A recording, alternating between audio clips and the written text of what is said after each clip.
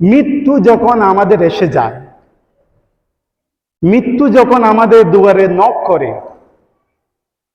দুই শ্রেণীর জন্য দুই রকম হয়। একটা নেককারের মৃত্যু আর একটা হচ্ছে বদকারের মৃত্যু। যারা নেককার তাদের জন্য আমার আল্লাহর হাবিব বলেন তুহফাতুল মুমিনিল মাউত, মৃত্যু হচ্ছে মুমিনের উপহার স্বরূপ। সুবহানাল্লাহ। আমরা বিবাহ বাড়িতে যাই, বন্ধুর দাওয়াতে যাই, সাথে নিয়ে যাই গিফট। সুবহানাল্লাহ বলেন। আর আল্লাহর হাবিব বলেন তুহফাতুল মুমিনিল মাউত, মৃত্যু হচ্ছে এটা আল্লাহর পক্ষ থেকে একটা উপহার মুমিনের জন্য। সুবহানাল্লাহ। আল্লাহর হাবিব সাল্লাল্লাহু আলাইহি সাল্লামের এই হাদিসে মুবারাকা সামনে রেখে আমরা যদি সামনের দিকে এগিয়ে যাই, আল্লাহর হাবিবের এই জমিনে উম্মতের মধ্যে কিছু নেককার, কিছু বদকার আছে না নাই? কিছু জান্নাতি, কিছু জাহান্নামী। আল্লাহর হাবিব বলেন যারা নেককার,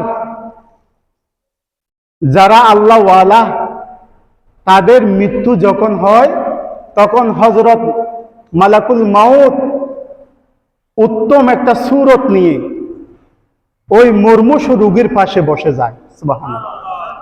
এবং ওই মুমূর্ষু রোগী তখন একটা জান্নাতি সুঘ্রাণ তার নাকের মধ্যে পেতে থাকে। এবং ওই মালাকুল মউত নেককার মুমূর্ষ ব্যক্তির জান কবজ করার জন্য হাতে জান্নাত থেকে একটি সাদা কাপড় নিয়ে আসে।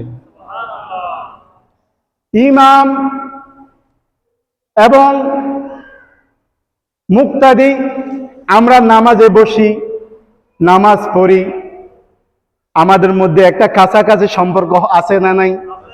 তদরূপ মালাকুল মউত এবং ওই জান্নাতি মুমূর্ষ ব্যক্তি একদম কাছাকাছি।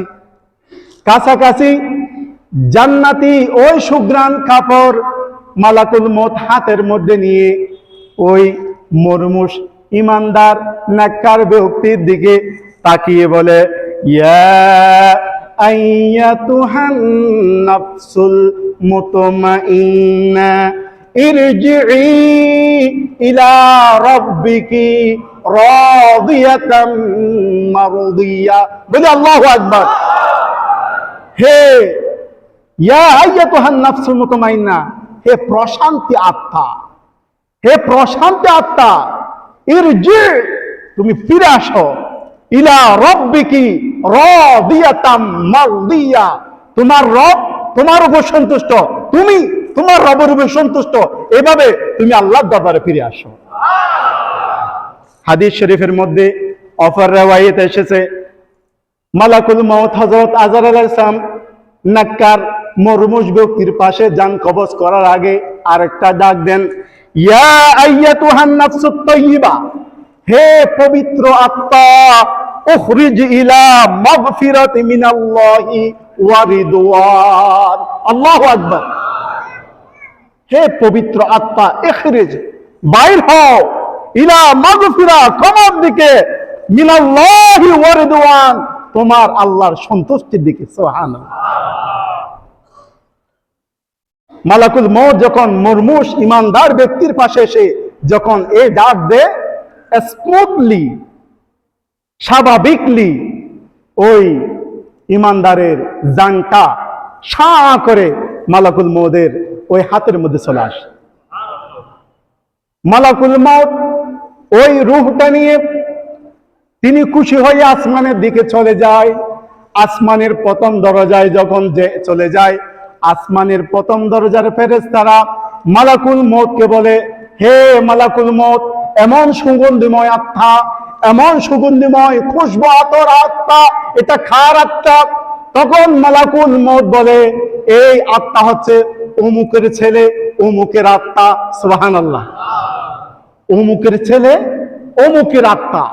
তখন ওই মুতমাইন্না, ওই কলবকে, ওই সুগন্ধিময় আত্মাকে প্রথম আসমানের ফেরেশতারা আহলান সাহলান মারহাবান জানান, এবং এরপরে দ্বিতীয় আসমান, তৃতীয় আসমান, চতুর্থ আসমান, পঞ্চম আসমান, ষষ্ঠ আসমান, সপ্তম আসমান যখন চলে যায়, তখন আল্লাহ রাব্বুল আলামিন মালাকুল মউতকে ডাক দে, ও আমার মালাকুল মউত, তুমি আমার ইমানদারের যে আত্মা আসমানের দিকে আসমানের দিকে আসমানের দিকে আসতে আসতে আসতে আসতে তুমি যখন সিদরাতুল মুনতাহায় চলে এসেছো, এখন শেষ পর্যায়ে এসে গেছো,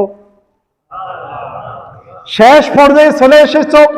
আর নাম আমার এই ইমানদারের আত্মা যেখান থেকে এনেছো সেখানেই তুমি নিয়ে যাও। সুবহানাল্লাহ। মিনহা খলাকনাকুম ওয়া ফিহা নুঈদুকুম ওয়া মিনহা নুখরিজুকুম তারাতান উখরা। আল্লাহ বলেন, মিনহা খলাকনাকুম, আমি আমার বান্দাকে এই মাটি থেকে সৃষ্টি করেছি। সুবহানাল্লাহ। ওয়া ফিহা নুঈদুকুম, আবার এই মাটির মধ্যে তাকে রেখে দাও। ওয়া মিনহা নুখরিজুকুম, আমি আল্লাহ এই মাটি থেকে হাসরের দিন আবার তাকে তারাতান উখরা, শেষ দিবসের দিন, হাসরের দিন আমি আল্লাহ আমার কাছে নিয়ে আসব। ওই নফসে মুতমাইন্না, ওই নেককার, ওই আল্লাহওয়ালা আমরা হতে চাই কি চাই না? আল্লাহ পাক খতিব সাহেবের উসিলায় আল্লাহ সুবহানাহু ওয়া তাআলা আমাদের সবাইকে নেককার হিসেবে কবুল করুন বলে আমিন।